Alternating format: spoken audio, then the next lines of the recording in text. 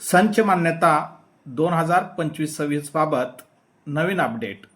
महाराष्ट्र शासनाच्या शालेय शिक्षण व क्रीडा विभागाने शिक्षण संचालक महाराष्ट्र राज्य पुणे प्राथमिक व शिक्षण संचालक माध्यमिक उच्च माध्यमिक महाराष्ट्र राज्य पुणे यांना पाठवलेले परिपत्रक.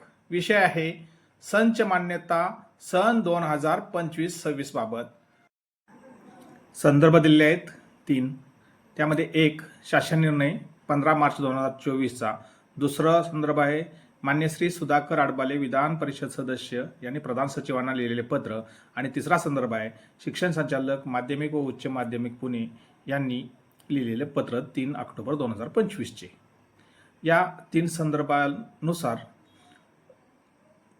पत्र काढण्यात आलेले आहे की उपरोक्त विषयांकित प्रकरणी संदर्भांकित माननीय श्री सुधाकर अडबाले विधान परिषद सदस्य यांच्या निवेदनाच्या अनुषंगाने शैक्षणिक सत्र 2025-26 साठी UDAS+मध्ये शिक्षक शिक्षकेतर संच मान्यता निर्धारणासाठी विद्यार्थी पट ग्राह्य धरण्याच्या तारखेस मुदतवाढ मिळण्याबाबत मार्गदर्शनपर आदेश होण्याबाबत विनंती संदर्भ क्रमांक 3 अन्वये प्राप्त झाली आहे.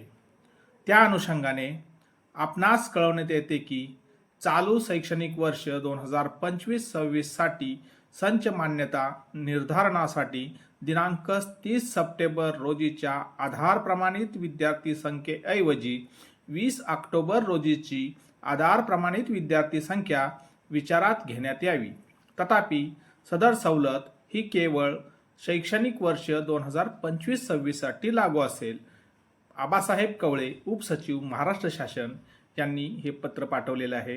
प्रत मान्य श्री सुधाकर अडबाले विधान परिषद सदस्य. तसेच प्रत माहितीसाठी आयुक्त शिक्षण महाराष्ट्र राज्य पुणे यांना सदरची प्रत दिलेली आहे. या पत्रानुसार चालू वर्षाकरता संच मान्यतेसाठी 30 सप्टेंबरऐवजी 20 ऑक्टोबरचा पट ग्राह्य धरण्यात यावा असे सुचवलेले आहे.